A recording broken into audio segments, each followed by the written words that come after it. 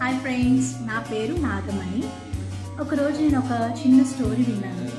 వినిన తర్వాత ఫస్ట్ నవ్వు వచ్చింది. ఆ తర్వాత ఆలోచించిన తర్వాత అవును కదా, ఇది నా స్టోరీలానే ఉంది కదా అని అనుకున్నాను.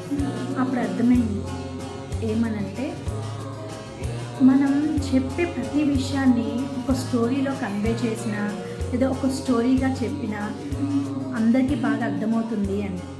సో అప్పుడు డిసైడ్ అయ్యా స్టోరీ టెల్లింగ్ చేయాలి అని చెప్పి. అందుకే స్టోరీస్ చెప్పడం అనేది స్టార్ట్ చేశా.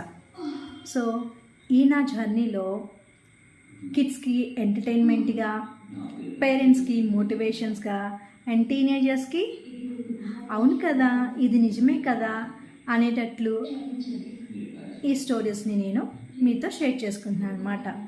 సో ఈ నా చిన్న స్టోరీ మీ ఎవరికైనా సరే చిన్న స్మైల్ ఇచ్చినా, చిన్న హోప్ ఇచ్చినా సరే అది నాకు చాలు. So thank you for watching.